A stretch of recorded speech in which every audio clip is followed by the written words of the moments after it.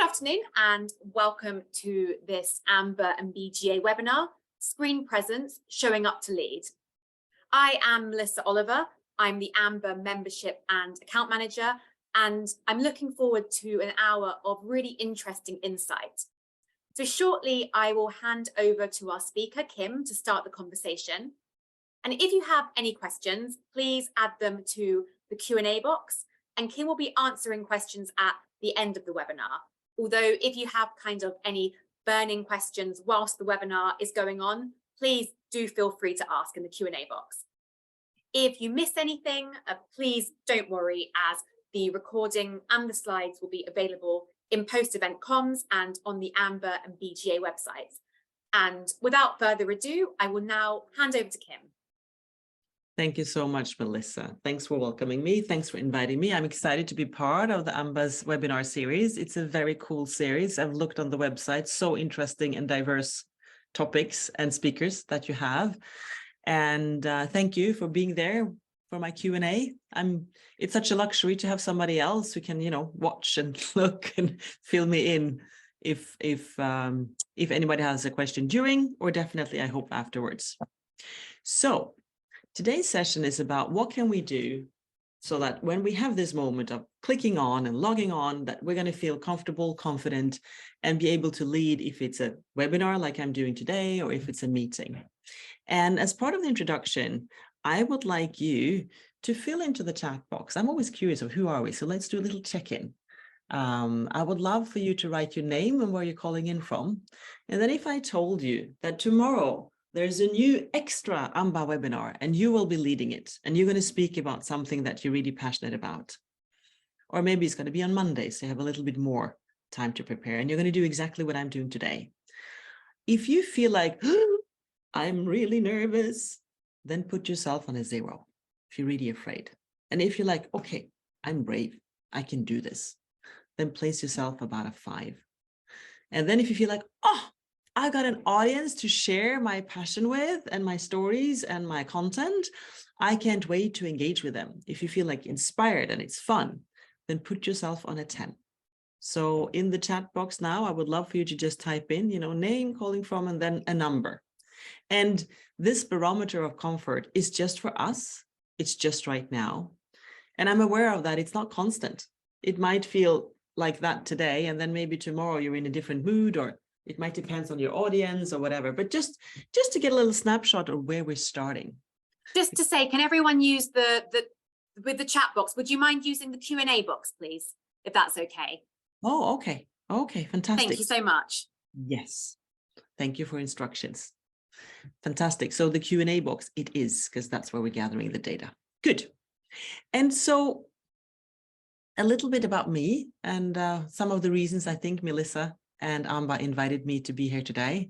I've had the pleasure of working with professionals for many years and in many different cities. As you can see, I have my career cities here, and I help people with their influence and their impact. So sometimes it's getting someone to be promoted from director level to C-suite, helping them with those interviews. Sometimes it's, as I just shared with Melissa, sometimes it's having, I'm going to present at a conference, but there's so much data. How can I find the main message, and how can I make that the slides aligned with the messages? Of course, now I've said that, so you'll be watching my slides closely. I hope they're going to be okay. Sometimes I help people with their voice and with their body language, and sometimes like today in online stuff. And these quotes here, these are, when I introduce myself, I'm a little tired of these lists of I've done this, this, this, this. I thought it might be nice with some quotes, things that I've said in recent podcast interviews or other interviews or articles.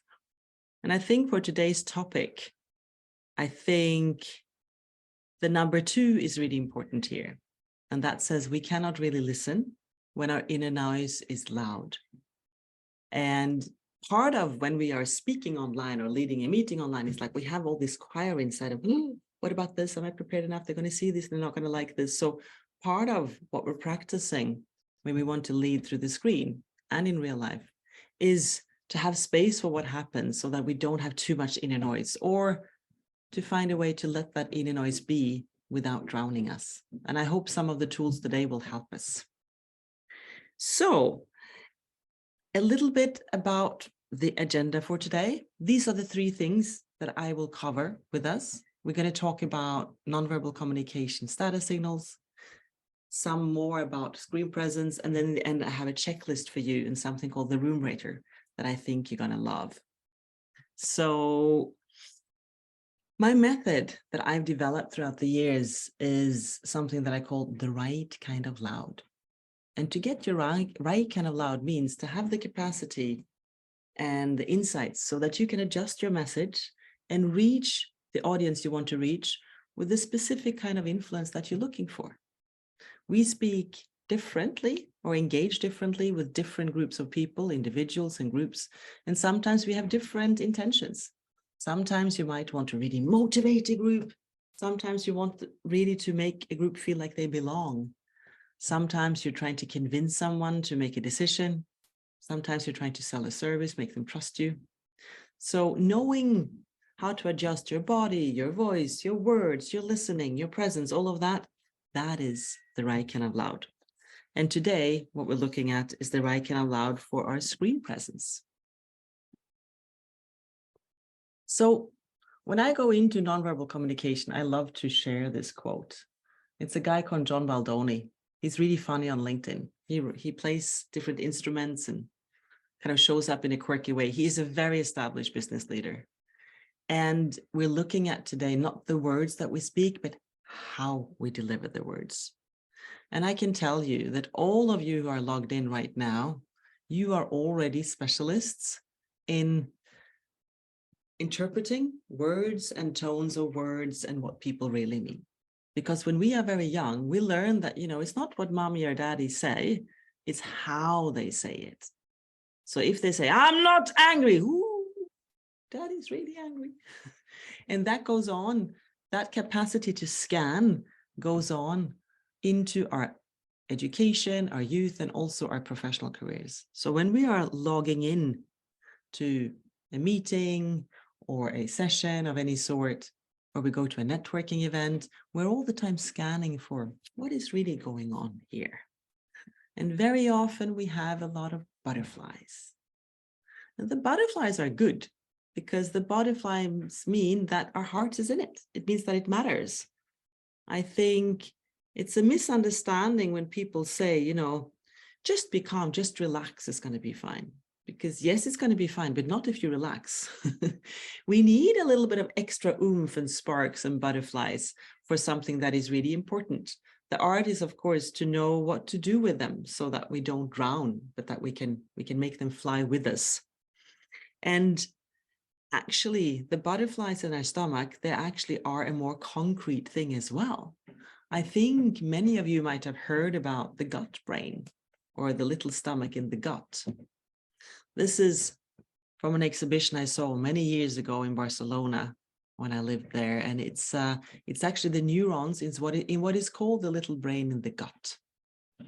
And our gut brain is a very, very big nervous system throughout the gut, and it picks up all these nonverbal signals.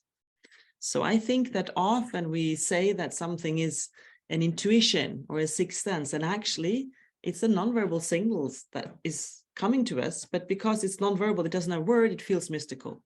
Having said that, I'm the last person to deny sixth and seventh, or maybe even eighth senses. That's not the point. The point is that, we keep receiving a lot of signals from our gut brain. That's the one that when we go into a room and we greet someone, or even when we log on, we're trying to sense, is this friend or foe? Is this somebody I can trust? What do I pick up from this person? What does the word really mean, for example? And here's an image of the two brains, the mental brain and the gut brain. And they've done research around how much information is flowing between them. And actually, the amount of information that goes from the gut brain up to the mental brain is about 5 times as much. There's a lot going on.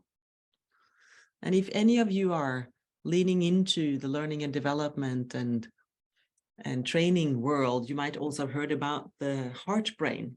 There's a coaching system today called M-braining, when you check in with the mental brain, the heart brain, and the gut brain. So all these things are are in motion and in process the whole time. And then I have a fun little one for us. It's just very cute. Look, I know it sounds crazy, baby, but I feel like we have a real connection here. And that's the gut brain calling up to the mental brain. They always say, trust your gut's feelings. So it's just to show that we have both going on. Now, the reason I'm starting off with this is because we're going to go into the field of nonverbal communication. And the gut brain is the one that's receiving all these nonverbal signal, the how we are saying it. When the field of nonverbal communication is fairly new. It started like in the 50s, 60s, 1950s, 60s, so it's fairly new. And one of the fathers of nonverbal communication is called Dr. Paul Ekman. He teaches at Berkeley University of California. He's called like the best lie detector in the world. And he's got a great website with lots of tools. Anyway, in the 60s, Dr. Paul and his team, they were going out into the world with the one question: is nonverbal communication universal? Or is it so that it depends on where you're born and what you're exposed to and what culture you have around you? That was the question. And his team went out into the world and they came to Papua New Guinea. And there was a tribe there that had never been exposed to any other civilizations. And they were able to conclude, you know what? Nonverbal communication is universal. We as human beings, we have 6 basic feelings and our facial expressions are matching them in the same way. And there's some things that we do with our face and our bodies that's universal. And so, for example, if I know I run and I run a race and I run faster and I faster and faster and I go to the finishing line and I win, I go, yay! This signal of yay, arms up high, when I'm happier, I win, it's universal. So wherever I'm born in the world, whatever culture I grew up in, that's what my body's going to do when I have that joyous, victorious moment. Even if I'm born blind and I've never seen somebody else do it, that's the level of universality. However, then when we are engaging with each other, there are some complexities because also we have these 3 layers. When you meet someone for the first time, you're trying to figure out what kind of personality is this. Some people use their hands and arms a lot. Some are more silent or quiet with their arms and hands. So what is the personality? Because if you don't have the baseline, you don't know if they're happy or upset or stressed or calm or just themselves. And then, of course, the context or the situation matters. So I speak differently now because I'm in front of my screen and I have an audience somewhere that I'm going to engage with soon. If one of you would have coffee with me, just the 2 of us, I would speak a little bit more calmer, wouldn't be so expressive. We speak differently to a stranger in the airline queue and then waiting for your flight and to your family. So we just adjust. And then, of course, we have the cultural codes, and that matters a lot. Although the universal is going on, there's still big cultural differences. So, for example, when I was very young, I moved from Stockholm to Berlin. And I don't know if you have any Swedes among us here, but I think you will agree that in Sweden, it's a culture where people are very nice overall, and it's not a culture where you raise your voice. If somebody screams, they are drunk or crazy, full stop, or drunk. And so, yeah, I said drunk or crazy, I said it twice. Anyway, so I wasn't used to that people were raising their voice. And then I moved to Berlin. And the first few months when I walked around in Berlin, I was really freaked out. I was, wow, why are all these people angry at me? What did I do? And then after a while, I started cracking the code and I realized, in this culture, it's absolutely fine to raise your voice. It's fine to have different opinions. It's fine to disagree. It's actually even something people like because they like discussions and they like to figure out political views and who you are. So different cultural codes. And just like that, so when we are engaging with each other, all these different things are at stake. Now, as part of the piece that is universal, we have something called high and low status signals. And here comes the other father. I wish there were mothers, but unfortunately, science wasn't open for that yet these days. Some of you might know of Desmond Morris. He became famous with a book that he wrote called The Naked Ape. He was originally a zoologist, so he was observing animal behaviors in all kinds of different ways. And then he turned his gaze to look at the human animal. And in one of his books called The Human Zoo, he talks about high and low status signals. And he explains that for all mammals, it can be baboons, it can be dogs, it can be humans. For all mammals, when we come together in a group, there's going to be a leader individual, and the others are going to be accepting that this is the leader, or if not, there's going to be a conflict. And to make this work, we have what we call high status and low status signals. And so if I am the high status individual in the room, I want to be sure that I send the high status signals. And anytime any of you are leading a meeting, facilitating a meeting, or if you're being a speaker, organically, you are the leader individual, even if you have your CEO or somebody else in the audience, because by default, that role gives you the leadership. And so it's really important for us when we do this, that we're able to have what I call a relaxed high status. So there's many different signals that goes on between high and low status. Some of it is about the head, that we have our head is centered. Some of it is about the eyes, that it's important that we have a calm gaze and that we don't flicker too fast.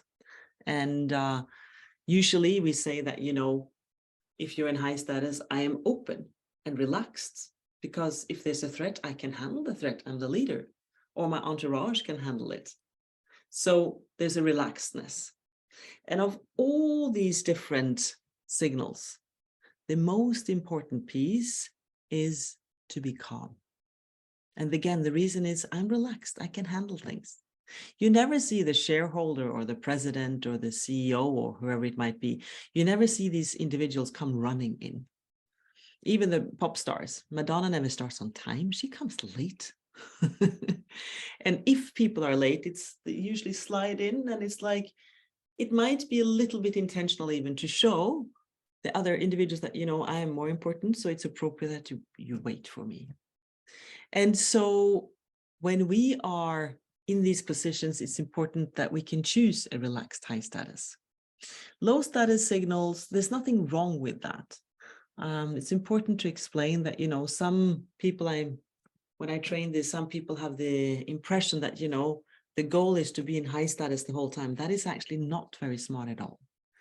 If I go through the passport queue and I come to the person who's going to stamp my passport, it's very smart to be low status. Also, if you have two individuals and they're kind of fighting, both of them are like fighting energetically to be in high status, sometimes the most smart thing is just soften a little bit and let them lead, and then we can go in a flow.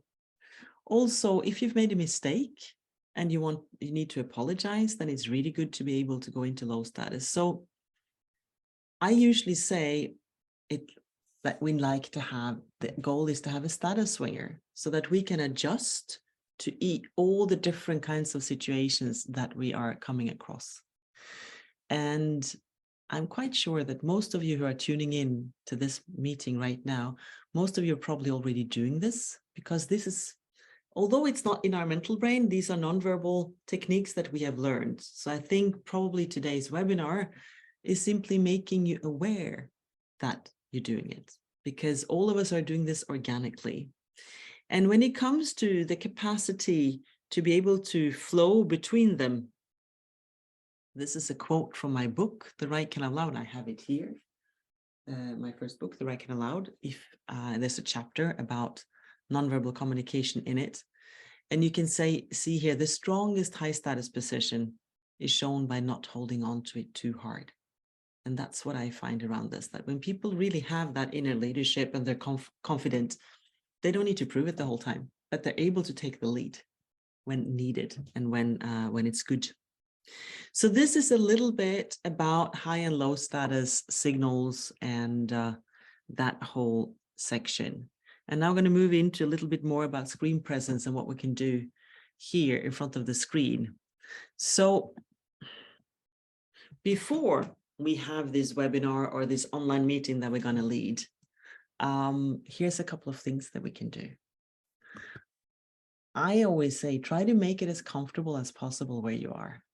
Like my ideal is that we all could have like a little blanket, a little, like the TEDx blanket, the red little circle. If we could roll that up and splash it down wherever we go and stand on it, that's having your right kind of loud, having your confidence. So I was saying that in an ideal world, I would love for people to be able to bring our right kind of loud, like this little mat of confidence, and put it out where we are. So whatever we need to feel comfortable is good. And there's an exercise that I call washing your gaze. And that is making sure that the last thing you do before you log on is something off screen so that you are refreshed a little bit. So that can be, folding your laundry, go and touch your pet if you have a pet, wash the dishes, walk around the block if you can, just eat a banana. It's just because when we are in work mode in front of our laptop, we have a very sort of linear and fragmented attention because we're usually multitasking and looking at different things. And it's nice to come with that fresh gaze.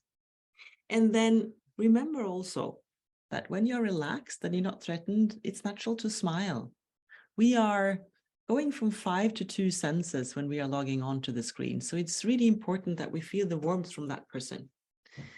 And then I say here, balancing high and low. So that is up to you to adjust, but definitely I recommend to start out. And as a speaker, a facilitator, I recommend to remain in a warm high status and then welcome people in. I usually say that, when we log on, it's a little bit like inviting people into our room, into our space. So, if you have guests, what do? You buy maybe some fresh flowers, you give them a cup of tea, but I feel like it's a little bit of the same kind of, you are welcoming people into your space. And there's an exercise that you can do to help you find that warmth and that comfort called bathing in yourself. This exercise is also in my book, if you would like to have it in writing. And the idea with bathing in yourself is that when you are engaging with a group, the more generous you are, the more able you are to engage with all of them. And so before you are generous with the group, it's good to recharge and be generous with yourself so that you can put your own self on a little hook and just be there of service to the group. And so bathing in yourself is basically doing something that you love doing, something that makes you feel fantastic just for being you, not thinking about the task or the talk or whatever you have coming, and do that for 20 to 30 minutes. And it needs to be something that you already do as something in your life. So it's not the time for inventing new things. It's like, for some people, it might be running a hot bath with a new bath salt. Maybe it's going on a special walk. Maybe it's listening to, a piece of music. Maybe it is going and shopping and buying a nice shirt or a nice pair of earrings that you're going to wear to the event. Like, it's just something that makes you feel fab. And again, the only difference is that you are telling yourself, I'm doing it. I had a client many years ago. He was speaking at a conference and I gave her the task to bathe in herself. And she was very busy and there was lots of travel logistics involved. And she came back and she said, you know what I did? I just arrived at the hotel and I sat in the lounge and I was early and I had a coffee and I just sat there for 20 minutes. That was my bathing in myself. So it can be very simple. So anyway, if you do a bathing in yourself, hopefully the last 24 hours before your delivery, that is a really good way to charge. And then I'm going to talk a little bit about this, the screen itself. Now I've talked about what we are showing up with inside the screen. Now let's talk about what we're showing with the screen. So you can see here that I have a 3-dimensional background and it's arranged is my shelf and all of this. And now comes the fun room rater that I talked about. Let me see here. So the room rater is a Twitter account. And it was a man and a woman when everybody started going online during the pandemic. They started taking screenshots of people on the news and in online sessions, and they started rating from 1 to 10. What does the background look like? This guy here, he's lucky. He's got a 10 over 10. He's from NBC News. And you can see that they're pointing out all these fun kind of details. And when I do trainings in screen presence like today, I really recommend you to go to the Twitter account Room Rater and follow it for a few weeks It's fun, it's humoristic, and it creates that kind of awareness of, wow, it really matters what I show up with. So you can see here's lots of other people who've gotten their ratings. Meryl Streep on the bottom left only got 3 out of 10. Maybe it's because she has an open space behind with no shapes or art or colors, you know, all the different ones have. It kind of became a thing. It's been on the news. They're very famous. A lot of quite famous characters, they tweet about the results and what is missing now. I want to get my 10. And I know that often there's a question around, well, what about, you know, these screen backgrounds? Can I use one of those? What about that? So for myself, even before I found the Room Raters, my recommendation was that if you can, try to have a 3-dimensional background. And the reason is we are going from 3 dimensions to 2 dimensions already. So then inside those 2 dimensions, it's nice to have 3 dimensions, because if not, it gets flat upon flat. And also it's not nice with these contours that blur in and out. And of course, sometimes practically it's not possible because you are in an office or people are walking by or you're doing renovations at home, or what do I know. But because we're going from 5 to 2 senses, and we only have this little square to influence. And of those 2 senses, we only have audio and video. And video, our visual side, is the most dominant of all the senses for the human being. So when we are logging on, other people are going to be scanning for connection. So give them something to connect around. It's a way of enhancing your presence. You can see today I learned from the Room Rater guys. They also wrote a book, How to Zoom Your Room. Room Rater's Ultimate Style Guide. It's funny. It's a lot of quirks and a lot of tips and, you know, lots of screenshots from different people. It's a light read just for fun. And in that book, I learned that, you know, if you've written a book, which I have, I should have it on a thing like this. I think it's called an easel. Can't remember. But you should have it there instead of having many books, because if you have many books, that signals you're desperate. And then I wrote an ebook with all the tools for how to engage online. So I have that over here. I have a globe because I like to be global. I have my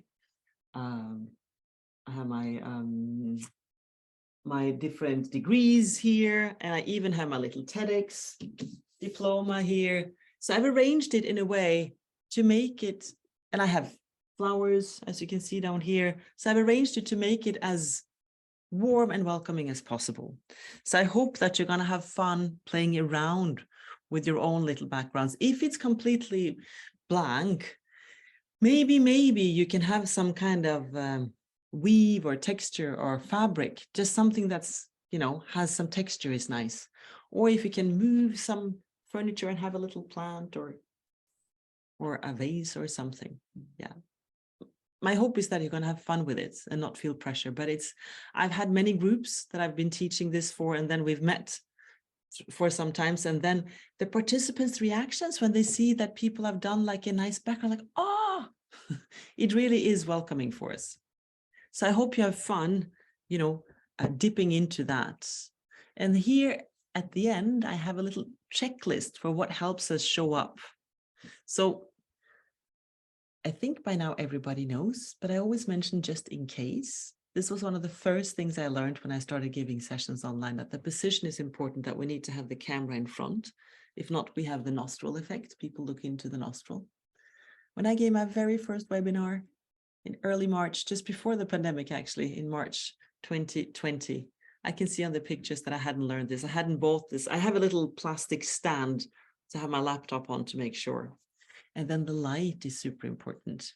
I was adjusting that with Melissa before we started. So if you look at my face right now, I have a ring light on the desk that I am at, and I'm going to take away the light. You can see what happens. It is very bright where I am, and I've moved a stand-up lamp right here next to me. But still, when I put the lamp on, it's like my face becomes the protagonist. So I was talking about the light and I just demonstrated what happens when we take off the light. So the ring light is a small little thing like this. Yeah, it's literally 15 pounds or something on Amazon or in a shop. And I think in today's landscape, when so many of us are in online meetings all the time, there's really no excuse for not having a screen light. So get one. That's just what I can say. Another thing about positioning, I don't know if you're noticing, but I have a stand-up desk when I deliver. So I'm a little bit more flexible, a little bit more energized, easier to move. That helps me a lot. I just use the stand-up for when I'm delivering. When I sit and work, I usually need to have my notes, but it's a good tool to have. And then we already talked about the body language and the speed, to make sure to take your time, because if you're speeding up, you go into low status. Make sure you have good eye contact, that you look up and smile. And then the comfort and the warmth is really important. That's at least what I find when I'm listening to people, you know, of lots of good different things make us good speakers, but especially online when we need to work extra to connect with someone. And then this is going back to our beautiful Melissa, who's handling this fantastically. I call it tech elastics, because it's going to happen. There are going to be unusual, strange, unexpected things happening in the tech world always, because it's so much of it that's outside our hands. So be flexible and be inclusive. Tell us what's happening. Don't try to hide it, because we are watching and we are with you. So don't try to separate yourself from it. Just say, hey, we don't know what this is, but thank you. And just be mindful of that we are part of it together. And then the last one, and this came early pandemic days, you know, we were talking about all these things. And one of my participants said, you know, perfection is so 2019. And I still think that's a good quote, although it's a few years later now, because perfection is a killer always.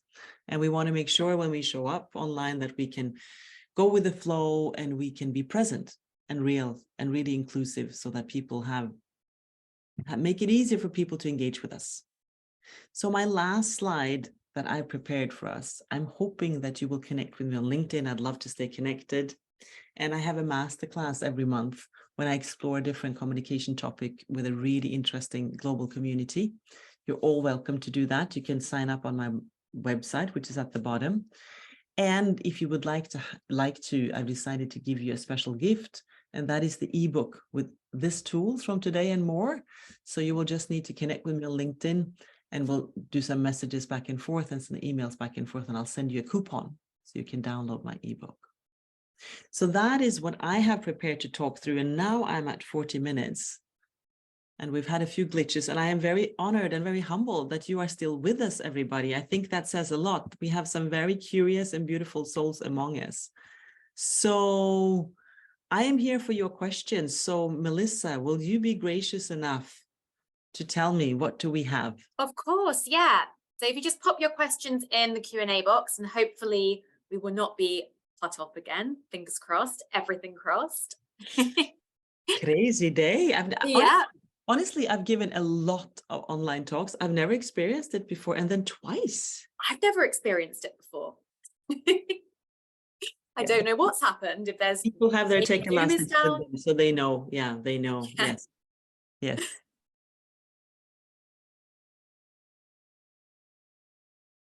And now we're just curious. I hope there's some questions. I can, of course, keep talking about all these topics, but it's more interesting to answer questions if I can. Of course, yeah. No, we'll give it a few minutes. I'm sure some questions will come through. Okay. Oh, I'm looking at the Q&A, so I've got some questions I can see here. Octavian says, how to improve my voice pitch? I think sometimes it doesn't sound convincing. That's a beautiful question. So the voice is part of our nonverbal toolbox. And very often when we are nervous, for some of us, it kind of attacks the voice itself. So I usually say there's two things that are important for a voice to be efficient. And one of them is that it is body connected. And that means that the voice is projected from the stomach, from the diaphragm, and not from the throat or not from the chest.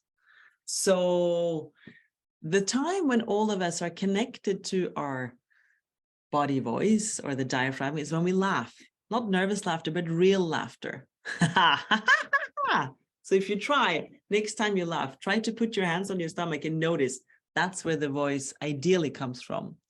So One thing you can do is play around with it also when, if you have the shower, if it's in the car, if it's at home, in the bedroom, sing along, just to experiment with it. Because also we like your voice to be dynamic, to be elastic, to be flexible. We call it vocal variety. And so I'm just looking at the question again. Anything else? So connect with your laughter muscles, because that's where they are. Play around and be very careful with your judgment, because usually a big part of holding us back is that we are judgmental towards our voice. So that's a quick answer to that. And then I would like to learn more about high status. Which books would you recommend? So the book that I learned this from in high-low status, let me see if I can find it, just a second. It is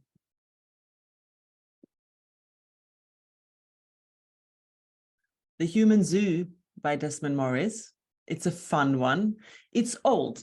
It's written in the 60s. So when he talks about modern life, we have to smile a little bit, but it's really fun and quirky, and he analyzes all kinds of behavior. Another one that's really good, just a second.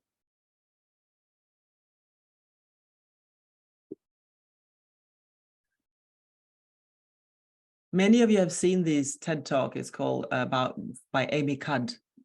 And she did research and figured out that if I do a power pose with my body first, that actually impacts the feeling.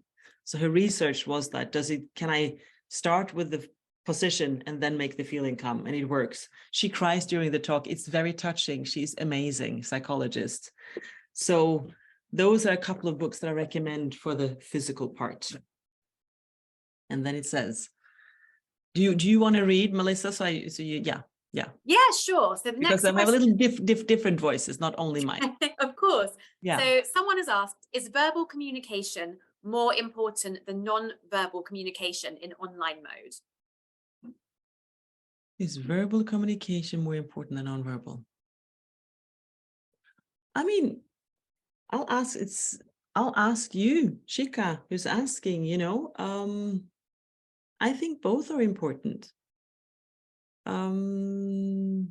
I did some research when I was writing my online book, and I had a group for women leaders in tech, and I asked them, what is different around the voice? And the voice is part of nonverbal. Now that we have gone online, do you think anything is different?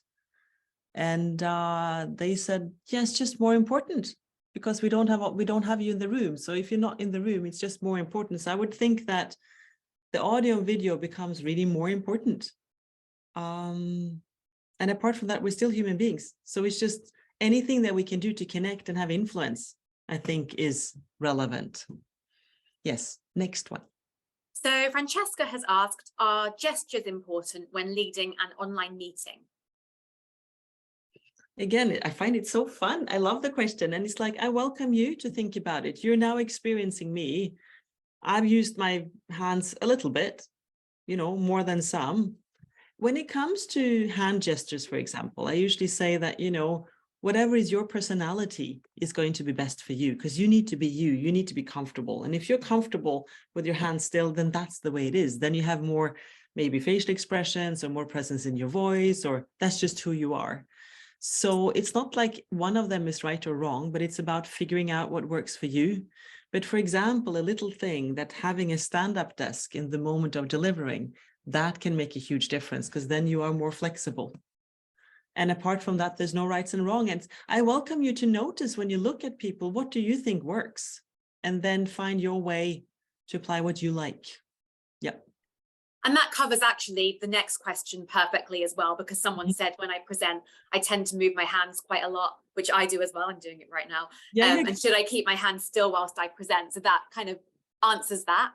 And then Francesca has asked, if we have a strong accent, for example, mine is Italian, is there a way we can prevent bias in the way that we speak? And so there's a section about this in my ebook, which is about, speaking international and being a second or third language speaker as English.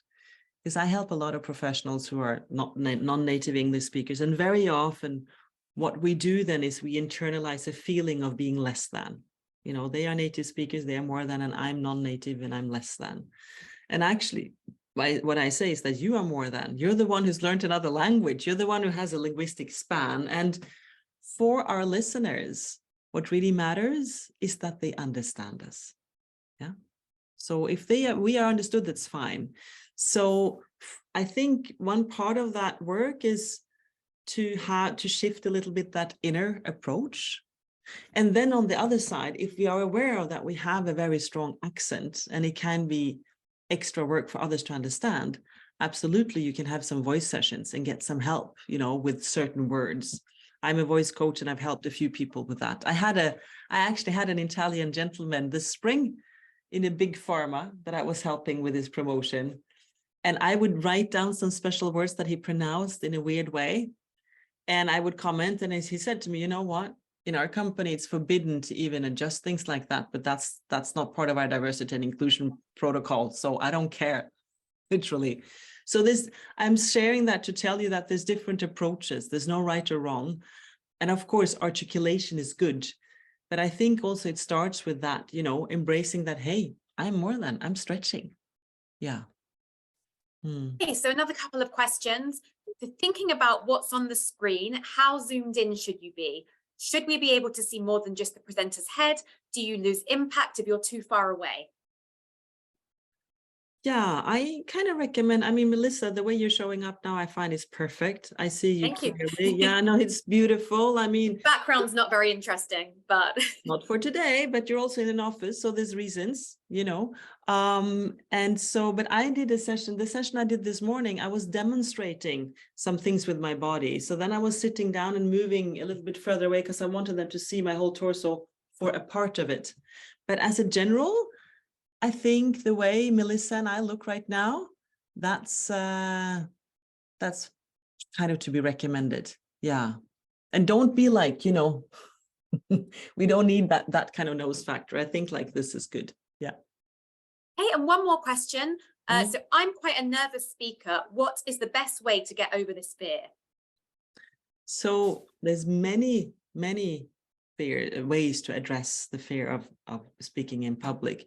First of all, it's normal. All of us are nervous when we start out. When I started going on stage, I thought I was going to faint.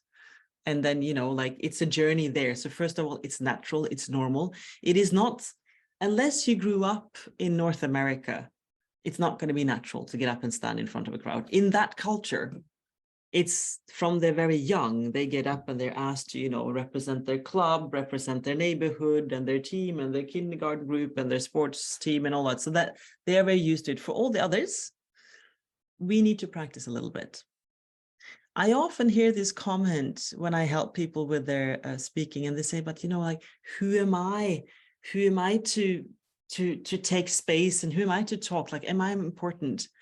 And actually, it's not so much about you taking space or being important. It's about your opportunity to invite people in and share what's important with you.